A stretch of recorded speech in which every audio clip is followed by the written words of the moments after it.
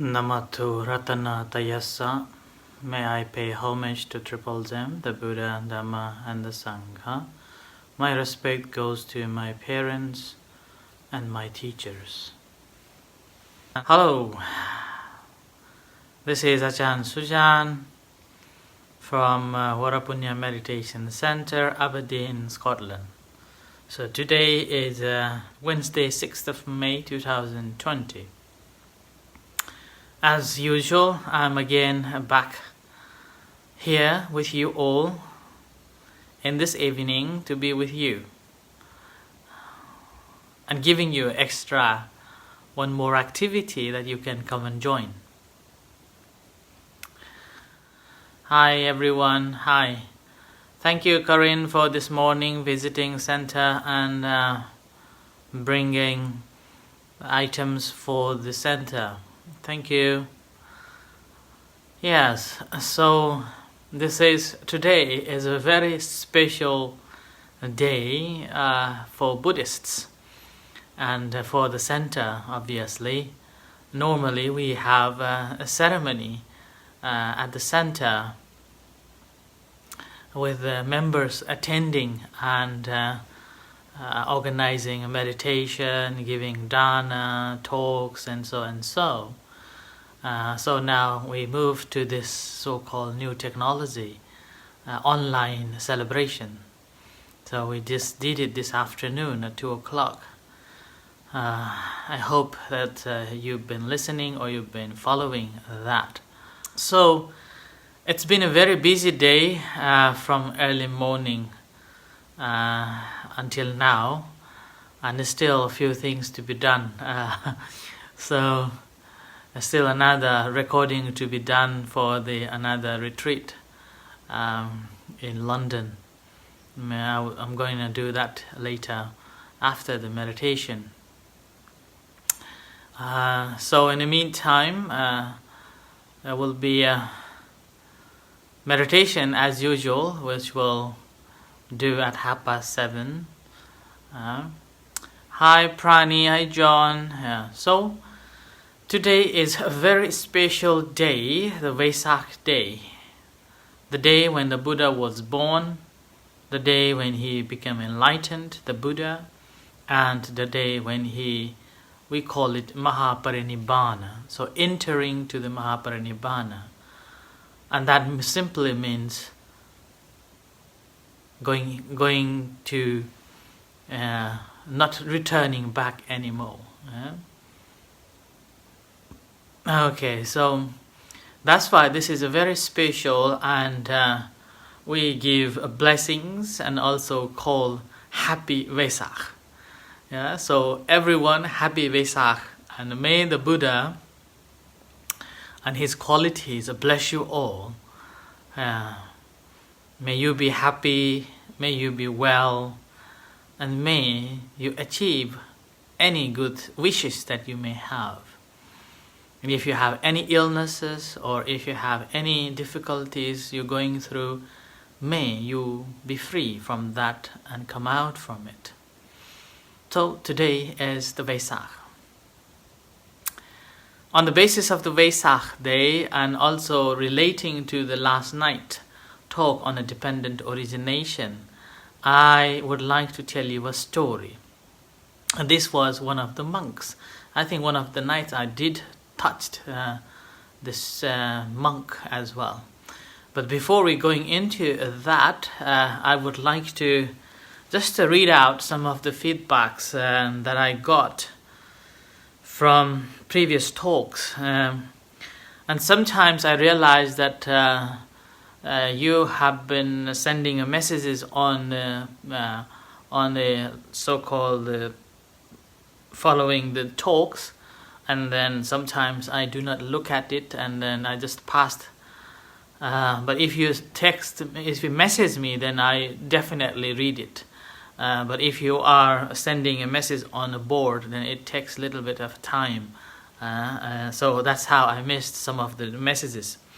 And one message that is come from Australia saying, "Thank you, Chan. When I began to do so this is about the meditations. He asked, I began to do meditation. I could not keep my mind in one place. It was running everywhere. I'm happy to tell you now I can concentrate on my breathing. Your teaching helping me a lot. Thank you very much again. Every day I am practicing meditation. So I'm very glad to hear that in the past she was having a difficulty concentrating meditation, but after she's following the guided meditation, helping her to develop her concentration. And most importantly, she says, every day I am practicing meditation, which is the very essential part of progress. So I hope your listener, when you're listening, I hope you're also practicing as she does. And the practice makes perfect, right? And there's another message as well about 2 or 3 days ago, which I missed. I just realized this afternoon. So it says, Namaste, a general question. Is sleep classed as a meditation? The reason I ask is, when you sleep or in deep sleep, you don't put pressure on your brain like when you do meditation. You wake up feeling better. You will pretty much free from all those day-of-day stress and pressure. So this is from Ram Rana. I hope he's listening. So there are 2 things. Okay, one, sleeping is very, very good for having a relaxation and energize the entire body. That's why we have to sleep at least of 6 hours or 8 hours. Okay, 6 hours or 8 hours. This is the minimum sleep that we should be sleeping in order to keep our health well. And that also reason when we have a good sleep, we feel fresh and we feel so good and energized. But that is not about sleep and the meditation. That is not about the meditation. Meditation is about the mental calmness. And when you are sleeping, your mind is completely slept. And that's why sleeping is one of the hindrances that hinder our practice. So as a result of that, when we go to sleep, our mind also goes to sleep. And we are unable to be mindful of things what's going on.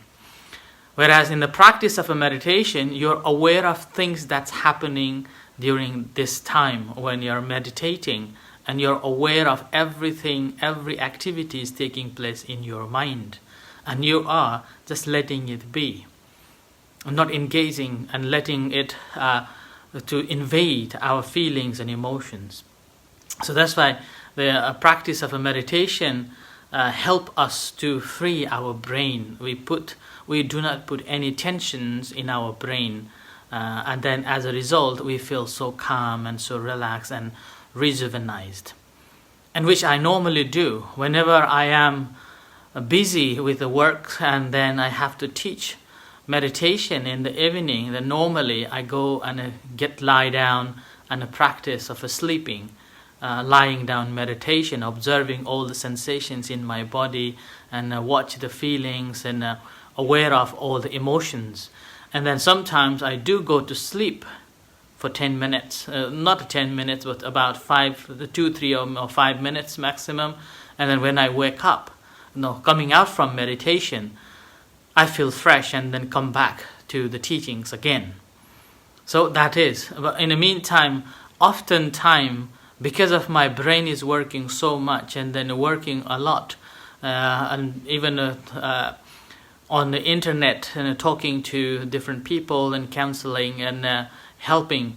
And as a result of that, gradually I picked up the things from other people, and that drains my energy. And when I meditate, sometimes I do dozed off, and other time, like just because of the tiredness, I do sleep during the meditation too.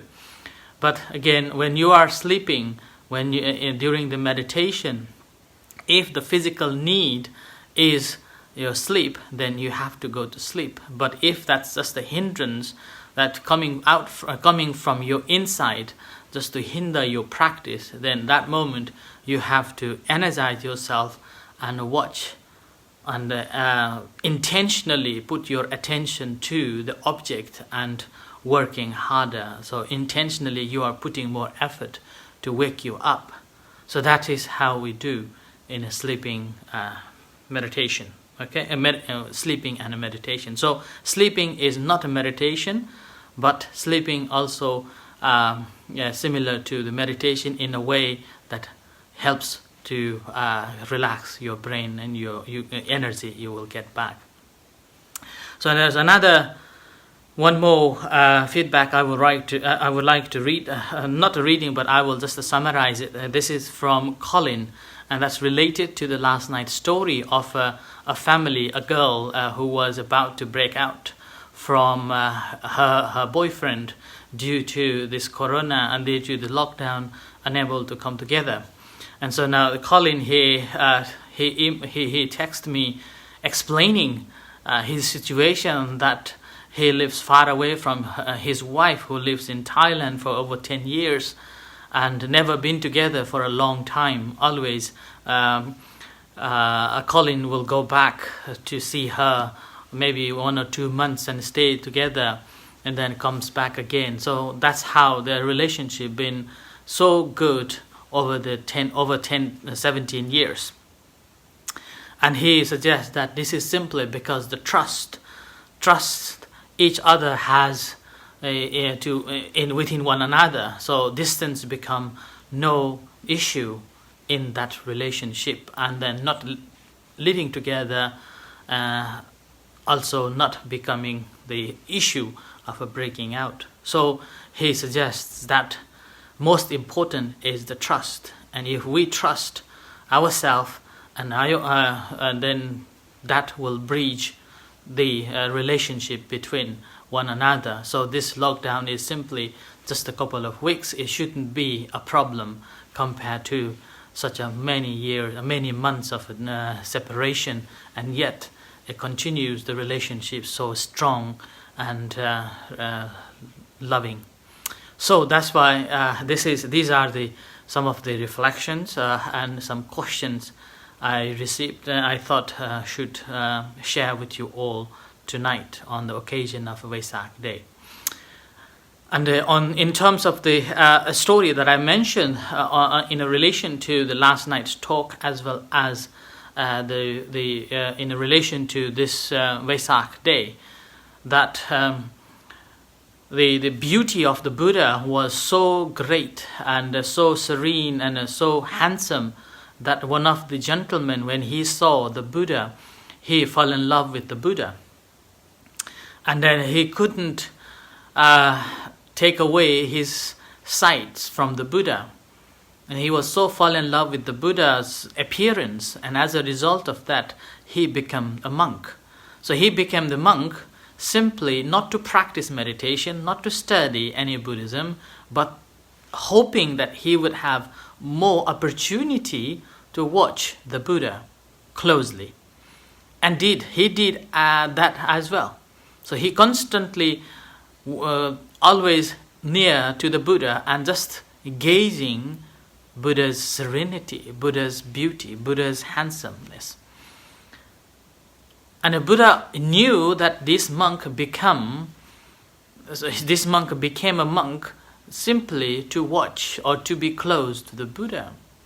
But Buddha never told him anything until the time came. When time came, a Buddha called him and said to him that Wakali, so his name was Wakali, the monk was Wakali, and he said, "What are you looking at this flesh body? This flesh body doesn't have anything to offer you. You shouldn't be admiring this flesh. But one who sees me sees the Dhamma, or one who sees the Dhamma sees me." So that's simply Buddha is saying that this beauty, this physical beauty is not that important. But when you see the teachings, you see the Buddha. And when you see the Buddha, you see the teachings. And it's a very beautiful teachings that Buddha explained to him. And at the very moment when Buddha explained to Wokali that seeing this, seeing the Dhamma, seeing the Buddha, seeing the Buddha, seeing the Dhamma, then he become the noble one. So the Buddha is simply telling that, instructing Wokali that if you understood the Paticcasamuppada, the dependent origination that I mentioned yesterday at the beginning. So this is the introduction to the Paticcasamuppada. That if you understood Paticcasamuppada, that means you have understood the teachings. And once you have understood the teachings, then you have seen the Buddha. That basically indicating that every one of us has got this Buddha nature, and you can be a Buddha. So Buddha is basically not the physical body, but the quality of the understanding, the knowledge. So that's why the quality is the understanding, the knowledge is the important. And that's how we become the Buddha as well. So on the occasion of the Buddha Day, the Buddha Purnima today, we should be thinking that how can I understand the Buddha in me? How can I take the Buddha in me and understand that? Okay? And then once we have understood this Buddha nature in us and within ourselves, and that's how we are venerating the Buddha in a real way, real form. And this is the day that we have to think of paying respect to the Buddha by awakening our Buddha nature in us. And that awakening of a Buddha nature in us is simply understanding the whole circle of cause and effects. Things that arises simply because of the cause. And when these things will cease, simply when the causes will cease too. And all this form that we are exist, again, based on what we have been doing and accumulating, and with that continuation of aspiration and a hope, we continue coming back again and again. So the Paticcasamuppada, the dependent origination that I mentioned yesterday, was the core teachings that one should be trying to understand, and then applying it into our day-to-day life and understanding it in a true sense. Once we have understood in its true sense, then we are awakening the Buddha within. So that's why the word Buddha means to know. Yeah? So Buddha means to know, to be awakened or to awake. And then smile. Yeah? Enjoy. And that's the Buddha means. So Buddha means the knowledge, knowing. And then that knowledge, once we have fully understood, then that means we become the Buddha. So that's why Buddha is simply not something that is given by the God or son of the God or a messenger whatsoever. But the Buddha is a quality that we develop in us from our own heart and then becoming the Buddha. There is a very beautiful simile given that we all have the beautiful gem inside in our deep heart, the pure gem, the diamond. It's like a diamond under the deep sea. Some people will just dive thinking that I could get, but they cannot swim, so they have to come back again. Some people will swim just under the surface of the water for a couple of maybe feet or meters, but again they cannot bear of going into the water, so they will come back again. There will be a very, very limited people who have fully trained and capable of diving into the deeper, into the ocean, and able to find this gem, this diamond, which was kept under the inside the sea. And that's same with ourselves too. The diamond is inside our heart, inside our consciousness. And there will be a people, different types of people, despite of knowing that they have this gem, but lack of effort and dedication, they will spend a couple of times and then will just lose their faith, lose their energy, and then will just leave the diamond black again, so unseen again. And then there will be other people will spend little bit of a time, little bit of a couple of months or a years of a practice trying to find out that diamond within ourselves, and again disappointment, and then it will just go back to normal again. And there will be only few who really dedicate themselves and pursue to find this diamond within, and that's how one become the Buddha. Okay, so this is up to us, that how much we dedicate and how much we pursue to find this diamond, which is buried in our subconsciousness deep and deep and deep. And we didn't know how long it's been buried and how many layers of these kilesas, the defilements, been covering it, and we do not know. So there are layers and layers and layers of this defilements is covering this diamond, and now we have to clean it. It's like I normally use a simile of a piece of paper, and you have written it so many years, the same paper, but you have written it so many years. Every day you are writing on that piece of paper, and days by days, the quality of the pureness of the paper is lost. And now, in order to see the original paper, we have to peel it one writing after another, until we can peel it out all, finding the original paper. And that's same with our heart. It's our mind too. In our mind, we have accumulated so many layers after layers and layer after layer, not only in this life. This life is very, very short compared to the life that we have lived in the past. And we do not know how many lives we're going to live in the future, the new lives. So this human life that we have is so short.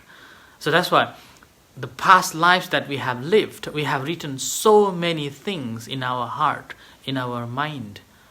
And because of this mind is so polluted and covered by so many dark layers, it is very difficult to peel it out. And the practice of a meditation now this is our opportunity that we come across with the Buddha's teachings. And what an opportunity that we have got the masters and teachers to teach us the way out, the way to peel these layers after layers. And now it's up to us to develop and to practice and pursue and peeling it one after another. So each time when we practice, each time when you realize that these are the negative thoughts, these are the positive thoughts, and I'm not going to engage, not I'm going to take it in, but I will just peel it and then keep it, not engaging. So that's how you will develop. That's how you are perfecting your perfections. And in this perfecting your perfections, first we have to develop is the giving. Okay? Is the giving. And then first is being a generous, and then living a moral life, an ability to purify our mind. So these are the basic things that we have to do in our day-to-day life, every day and all the time. And with this, what will happen is layer after layer we are cleaning, taking out these kilesas, and finally we are going to find this diamond. And this diamond is simply a Buddha nature within us.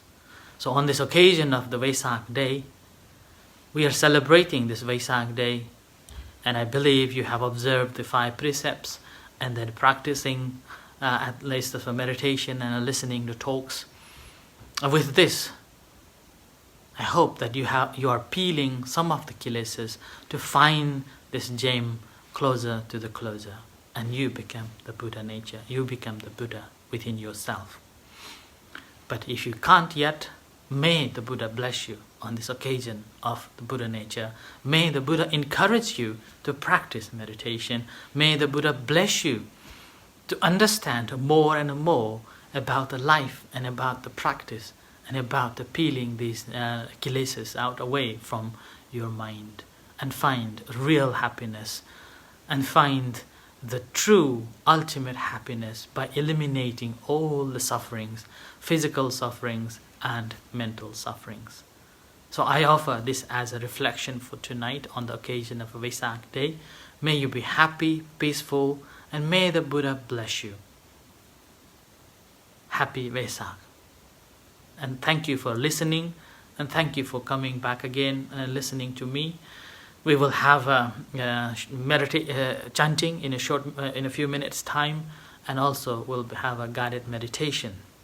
And during that time, I will stay another couple of minutes. If you have any questions to ask or anything you want to share, you can do so. Okay? So until then, thank you very much and good night. And let me see any questions are there or anything. Okay, Sarala. I'm reading meditation book at the moment as well as listening to Banteju every day, which is helping me. What a understanding. And now I cannot read all. Okay. So I cannot read all the messages, Sarala. I will reply you later. Okay, and then thank you, Colin, for teaching, Srijana, and thank you. Thank you, Karina. Okay, so thank you very much, and we'll see you shortly for the evening chanting and also guided meditation. So until then, you can have a little rest, a few minutes rest. You can grab a tea, coffee. I will see you soon. Thank you.